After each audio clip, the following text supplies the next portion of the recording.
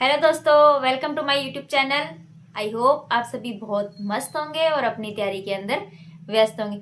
तो लगभग बहुत सी वीडियो के अंदर यही कमेंट आते हैं कि राजस्थान जीके कहाँ से करें, या राजस्थान जीके के अंदर ऐसी कौन सी बुक्स को प्रेफर करें, या बेसिक बुक्स कौन सी हो जिससे कि राजस्थान जीके कवर हो सके। और आजकल तो राजस्थान जीके के क्वेश्चंस भी कर्मचारी चयन बोर्ड हो, भले ही आरपीएससी हो, बहुत ही अच्छे लेवल के क्वेश्चन पूछे जा रहे हैं। तो इसके लिए सबसे पहले हमारा बेस क्लियर होना चाहिए कि हमें सबसे पहले राजस्थान जीके की नींव पता होनी चाहिए। ये बेसिक बुक्स जो माध्यमिक शिक्षा बोर्ड की है वो बुक्स हमें पढ़नी चाहिए। तो उसी चीज़ों से रिलेटेड आज अपनी वीडियो होगी। उससे पहले अपने चैनल पर नए हो तो चैनल को सब्सक्राइब और वीडियो को लाइक कीजिएगा, और सभी एक कमेंट जरूर करना कि आपको वीडियो कैसी लगी।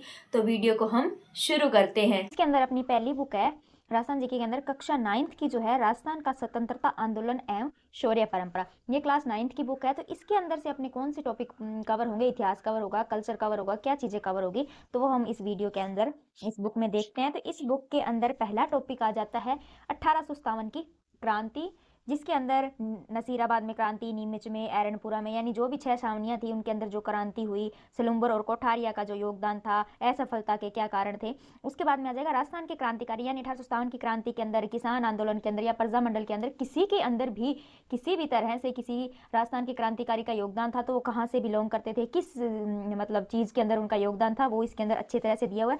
उसके बाद में आ जाएगा राजस्थान के प्रमुख किसान आंदोलन, यानी किसान आंदोलन इसके अंदर मेव हो गया, अलवर हो गया, निमूचना हो गया, बूंदी, ये सारे किसान आंदोलन इसके अंदर दिए। उसके बाद में जनजातियों के आंदोलन, राजस्थान में जन जागृति और प्रजामंडल, राजस्थान का एकीकरण, राजस्थान की शौर्य परंपरा। ये है बुक है कि माध्यमिक शिक्षा बोर्ड राजस्थान अजमेर के द्वारा ये प्रकाशित बुक है। तो इसके अंदर मोटा मोटा हम बात करें तो आपके राजस्थान इतिहास का जो जिसको हम आधुनिक इतिहास कहते हैं वो इसके अंदर से कवर हो जाएगा।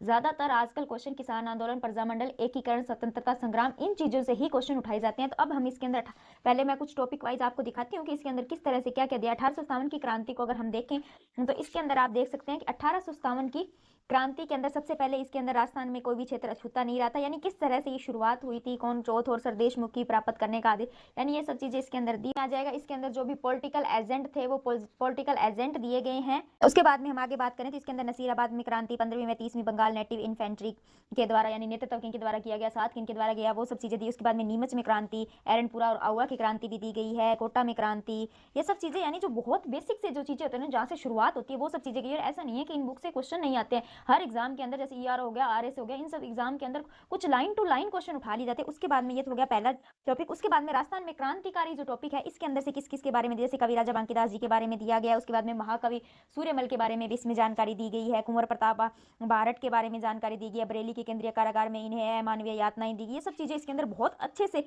बखान की गई है। कालीबाई के बारे में बताया गया कि भील बालिका थी, इतनी तारीख को इन्होंने दम तोड़ दिया था। किशोरी देवी के बारे में दिया गया, जिनका सीकर के कटराथल नामक स्थान पर इन्होंने वो विशाल महिला सम्मेलन का आयोजन किया था और उत्तमा ने इसके अंदर ओजस्वी भाषण दिया था। वो सब चीजें आ जाएगी। उसके बाद में राजस्थान के अंदर प्रमुख किसान आंदोलन, जैसे बिजोलिया किसान आंदोलन जो सबसे बड़ा किसान आंदोलन था, धाकड़ जाति के सबसे ज्यादा लोग थे इसके अंदर, यानी लगभग आप एक बार इन बुक्स के द्वारा हर चीज कवर कर लोगे तो आपकी लगभग किसी भी चीज के अंदर आपको दिक्कत नहीं आएगी। जिसके बाद में राजस्थान में जन जागृति और प्रजामंडल, ये ऐसे टॉपिक्स हैं जिनसे कम से कम एक क्वेश्चन तो आता है, एक ना तो दो क्वेश्चन, ना तो एक क्वेश्चन तो हर एग्जाम के अंदर आता है। जैसे गणेश शंकर विद्यार्थी थे, जमनालाल जी बजाज के द्वारा कौन से प्रजामंडल का नेतृत्व किया गया या उद्घाटन किया गया।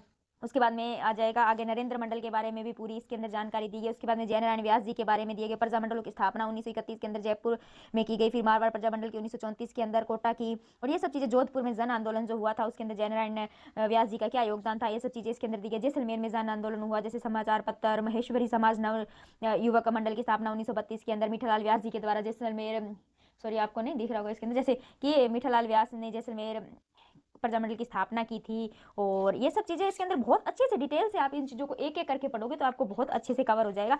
ये तो होगी कि आपका इस बुक से पर्टिकुलर राजस्थान का जो आधुनिक इतिहास है वो कवर हो जाएगा। उसके बाद में राजस्थान के अंदर दो टॉपिक बचते हैं, सॉरी दो सब्जेक्ट बचते हैं, जिसके अंदर एक तो आ जाएगा राजस्थान का भूगोल और एक आ जाएगी राजस्थान की कला संस्कृति। तो सबसे पहले मैं आपको बता देती हूँ कि राजस्थान की कला संस्कृति आपको कहाँ से पढ़नी है। ये तो राजस्थान के इतिहास से संबंधित होगा। बाकी बात रही जैसे राजवंश और ये चीजें बहुत कम क्वेश्चन उठाए जाते हैं इन चीजों से, और ये भी मैं उस कला संस्कृति वाली बुक में बता दूंगी आपको। तो उसके बाद में दूसरी बुक अपनी आती है कि ये राजस्थान का इतिहास एंड संस्कृति, ये है क्लास 10th की बुक। इसके से आपका जैसे उस 9th वाली बुक से आपका राजस्थान का आधुनिक इतिहास कवर हुआ था, उसी तरह इससे राजस्थान का आपका जो शुरू वाला राजवंश वाला पार्ट है वो तैयार हो जाएगा।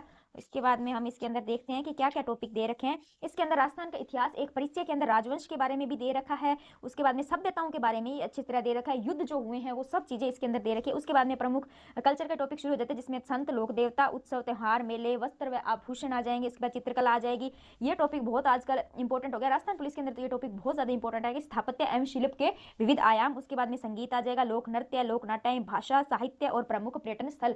ये 2 टॉपिक है जो राजस्थान पुलिस के अंदर बहुत ज्यादा, इनसे लगभग 3 से 4 क्वेश्चन इन चीजों से उठा लिए जाते हैं, भले ही उनको राजवंश में जोड़ के पूछ लिया जाए या स्थापत्य कला के अंदर जोड़ के पूछ लिया जाए। तो सबसे पहले हम निकालते हैं कि राजस्थान के इतिहास के अंदर यहाँ नामकरण किस तरह हुआ, George Thomas, colonel James Tod, इन दोनों का क्या योगदान था, वो चीजें आ जाएंगी। उसके बाद में आ जाएगा कि इतिहास काल के का विभाजन के अंदर प्रागैतिहासिक राजस्थान के बारे में आ जाएगा, जिसमें पूर्व पाषाण काल आ जाएगा। उसके बाद में मध्य पाषाण के बारे में आ जाएगा।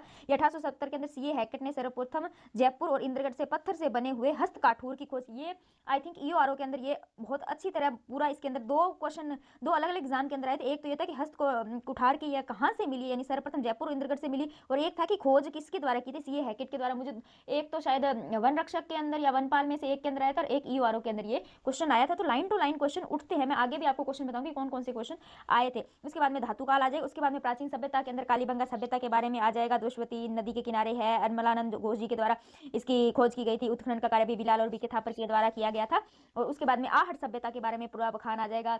गिलुंड सभ्यता के बारे में आ जाएगा। उसके बाद में आगे हम देखें तो गणेश्वर सभ्यता के बारे में पूरी दी गई है। प्राचीन जो सभ्यताएं थी वो कौन कौन सी थी। उसके बाद में आ जाएगा जो भी विदेशियों की संतान किसको माना गया, यानी गुहिल वंश वंश के, यानी इसके अंदर आपके राजवंश कंप्लीट हो जाएंगे, वरना वीडियो बहुत बड़ी आ जाएगी, पूरा पूरा पेज मैं आपको दिखाऊंगी। तो यानी ये पहला जो पार्ट है वो राजवंश और सभ्यता से रिलेटेड है। इससे आपका शुरू वाला जो इतिहास है वो सब कवर हो जाए। जैसे चौहान वंश का भी दे रखा है, जालोर के चौहान वंश के भी के बारे में दे रखा है। तो मेरे हिसाब से आपको ये बुक पहले शुरुआत इसी से करनी। उसके बाद में हम देखते हैं कि प्रमुख संत एवं लोक देवता के बारे में देखें तो गोगा जी का दिया हुआ है। उसके बाद में तेजा जी के बारे में दिया होगा, जाम्बू जी के बारे में, पीपा जी के बारे में। यानी मैं एक बार आपको बुक दिखा रही हूँ कि आपको ये लगता होगा कि इन छोटी छोटी बुक से क्या है, तो लगभग इस बुक के अंदर हर वो चीज मिल जाएगी जिससे आपका बेस क्लियर हो जाता है। या आपके लगभग आजकल तो ये हो गया कि क्वेश्चन भी इन्हीं ऑथेंटिक बुकों से उठने लगे हैं। उसके बाद में अगला आ जाएगा उत्सव, त्योहार एवं मेले। इसके अंदर मेरे हिसाब से मैं पूरा क्लियर नहीं कर सकती, लेकिन ईओ के अंदर ही मुझे लग रहा है कि ये क्वेश्चन आया था कि गणगौर के जो होली की राख के पिंड बनाकर जो के साथ जो पूजन किया जाता है वो बीज किसके होते हैं, ये होते हैं जौ के अंकुर। ये क्वेश्चन आया था। उसके बाद में ये तो सबको ही पता है कि गणगौर पर शिव माता पार्वती और शिव की पूजा की जाती है। उसके बाद में उदयपुर की गणगौर के बारे में आ गया, पिछोला झील, तीज के बारे में, होली के बारे में, अक्षय तृतीया, यानी इसके अंदर आपके ये त्योहार, मेले, ये सब चीजें कवर हो जाएगी। उसके बाद में देखते हैं कि आभूषण और परिधान के अंदर ये पुरुष परिधान के अंदर पहला आ गया। उसके बाद में एक क्वेश्चन इसके अंदर साड़ी के प्रकार से आया था कि चीर, पटोरी और चोल निचोल में से एक चीज पूछी गई थी, ये किसका प्रकार है, वस्त्र है, गेम है, क्या चीज है। तो इसके अंदर ये साड़ी का एक प्रकार माना गया था। यानी ये बहुत ही अच्छी तरीके से आप इसको पढ़ोगे ना तो इन बुक से आपका कवर हो जाएगा। ये आभूषण के बारे में पूरा आपको इसके अंदर डिट्टो का डिट्टो दे रखा है। उसके बाद में चित्रकला के बारे में बहुत अच्छी तरह से इसके अंदर दिया गया। लगभग हर चीज आप इससे कवर कर सकते हो। दुर्ग के बारे में तो मैंने आपको इंडेक्स के अंदर दिखा दिया है कि ये बुक कितनी जरूरी है आपके लिए।